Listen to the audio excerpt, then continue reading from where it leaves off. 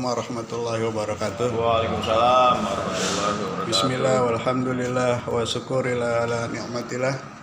Asyhadu an la ilaha illallah wa asyhadu anna Muhammadan abduhu wa rasuluhu la nabiyya ba'da. Allahumma shalli ala Muhammad wa ala ali Muhammad. Alhamdulillah, ini saya senang ini akhirnya ada majelis seperti ini gitu. Ini sebenarnya Pak Bahar, ini kebutuhan yang sangat saya perlukan gitu. Iya. Jadi daripada saya belajar sendiri, lebih baik kan ada temennya, teman belajar. Nah, jadi kita biar sepakat dulu sebelum kita mulai ini perjalanan panjang kita. Ini kita anggap aja sebagai ya kelompok belajar. Nah, jadi saya tidak posisikan diri saya sebagai guru, Bapak Ibu sebagai murid, nggak usah.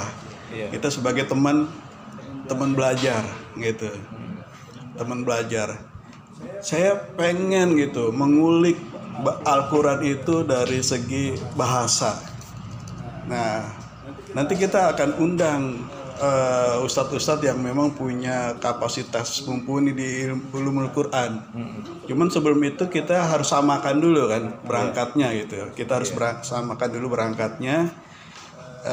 Artinya ilmu tata bahasa dasar harus sama-sama kita punya gitu. Sehingga nanti kita belajar bareng-barengnya ulumul Qurannya lebih mantep. Satu frekuensi gitu. Nah, jadi izinkan saya ini sebagai pengantar lah, mengantarkan kita pada posisi yang sama nanti. Jadi kalau dibilang ini belajar bahasa Arab, kayaknya kurang pas ya. Iya. Kurang pas. Dan kalau didengar-dengar belajar bahasa Arab, banyak yang ngedon duluan. Iya, udah berat. Banyak yang berat gitu kan. Mau belajar apanya? Belajar percakapannya, kita tidak punya bi'ah, tidak ada lingkungan gitu kan. Iya. Tidak ada lingkungannya gitu. Kemudian belajar kitab, ya kitab kuning sekarang udah banyak, kitab putih juga. Udah banyak terjemahan juga. Dan memang kita bukan kalangan itu gitu kan. Tapi yang kita butuhkan itu ya bagaimana kita memahami Al-Quran. Sedangkan Al-Quran itu adalah berbahasa Arab gitu. La'alakum ta'qilun. Ya kan, agar kamu berpikir. Nah, untuk lebih mantepnya ketika nanti kita berinteraksi dengan Al-Quran, kita harus terus pasang otak kita tuh selalu berpikir, memancing. Nah, mudah-mudahan ini pertemuan ini membiasakan kita nih untuk menghadapi teks-teks Al-Quran itu dengan rasa keingintahuan gitu kan, gitu. Kan kadang biasanya kita hanya baca aja, baca sih dapat pahala betul. 1 huruf 10 kebaikan, gitu kan. 3 huruf 30, alif lam mim kan 3 huruf tuh. 30 gitu. Udah sehari. Apalagi sehari 1 juz tuh. Wow, udah berapa itu kan? Gitu. Nah, kebaikan itu kan fungsinya untuk mengikis dosa-dosa kecil kita, wa'at bi sayyatal hasanata tamhuha gitu kan. Jadi ikutilah keburukan dengan kebaikan supaya keburukan itu hilang. Nah, jadi seperti wadah kita dikuras itu sama huruf-huruf Al-Quran gitu kan. Jadi ngerti nggak ngerti ya memang harus baca aja. Nggak usah nunggu ngerti dulu, karena tanpa mengerti pun kita mendapatkan rahmat Al-Quran. Itu level pertama gitu kan. Nah, level berikutnya ya Al-Quran sebagai petunjuk. Namanya petunjuk kan berarti dia mengarahkan kepada sesuatu. Ini ayat ini ngarahin kemana nih? Nah, kita kan tidak berhenti di ayatnya, tapi kita menuju kepada arah yang dia tuju itu. Gitu ya. Misalnya ada rumah makan, tandanya garpu sendok. Kan kita nggak berhenti di bawah rambu itu. Kita lurus lagi ke depan. Oh, rumah makannya di sana kan biasanya ke depan lagi gitu kan. Nah, jadi ayat itu menunjukkan. Nah, supaya lebih afdal kita sama-sama berdoa ya. Kita berdoa sebelum belajar ini kita mulai. Bismillahirrahmanirrahim. A'udzubillahi minasyaitonir rajim. Bismillahirrahmanirrahim. Alhamdulillahirabbil alamin. Allahumma antal ahadu as-samad alladzi lam yalid wa lam yulad wa lam yakul lahu kufuwan ahad. Allahumma inna nas'aluka ilman nafi'a wa rizqan thayyiba wa amalan mutaqabbala. Rabbana atina fid dunya hasanah wa fil akhirati hasanah wa qina adzabannar. Kita berharap ilmu yang kita dapatkan ini ya ilmu sebagai cahaya. Al ilmu nurun. Amin. Bukan ilmu sebagai dongeng. Kalau dongeng mah bisa kita baca, bisa kita dengar. Nah yang tadi Kang Bahar aja manggil ya, biar ada ada jaket kulitnya. Iya. Kayak preman pensiun. Gak apa-apa daripada pensiun. Iya, Ustaz. Gak enak banget ya. Daripada Ustaz pensiun ya. Iya. Tadi kan Kang Bahar cerita lebih enak pengajian itu ketemuan, ada ruhnya gitu kan. Ada energinya karena ilmu yang kita cari itu ya ruhnya. Ruh ilmunya gitu. Bukan sekedar katanya atau dongengnya. Karena kalau ilmu udah jadi cahaya, sedikit aja kita dapat bisa menunjukkan yang lain-lainnya kan, namanya cahaya, diterangin lagi, dapat lagi, ada lagi, ketemu lagi. Nah, kita ketemuan sebentar di sini, nanti di rumah kita akan dapat lagi di tempat lain, dapat lagi gitu kan, karena tadi sebagai cahaya. Nah, sekilas sebelum kita mulai, ini supaya motivasi kita nggak luntur, kan perlu namanya sebuah alasan kenapa sih kita belajar gitu kan.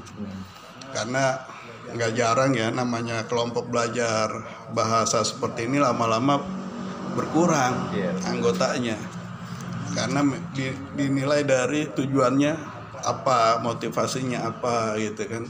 Itu lama-lama hilang. Satu berat, kedua kedekatan dari kebutuhan belajar itu nggak ada gitu kan. Ibaratnya orang kalau dia kebutuhannya dekat dengan persoalan hidupnya berarti nyambung, berarti sangat dibutuhkan, disukai gitu dan akan bertahan. Nah, saya belajar bahasa ini saya cerita dulu ya, supaya kita kenal siapa sih yang mengantarkan pembelajaran ini.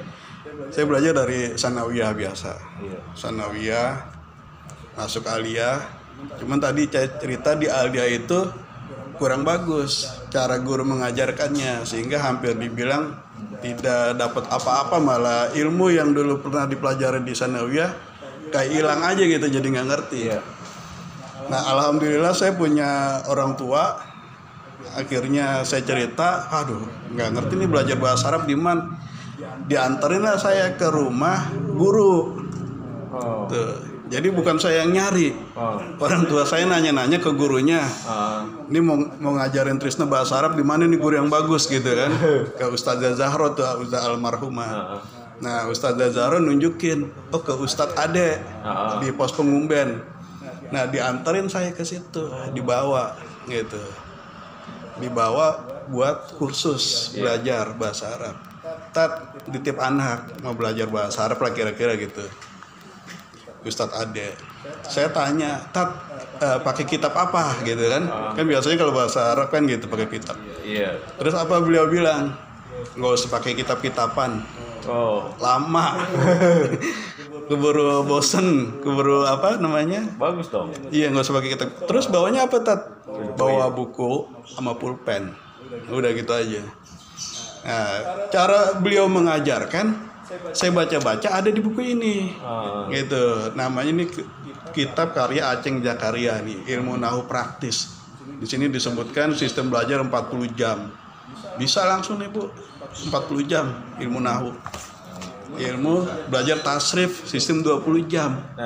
Nah, itu kan mindsetnya susah ya? Enggak, saya udah belajar soalnya susah. Jadi aku udah pernah belajar. Ini 20 jam. Ini 20 jam. Selesai.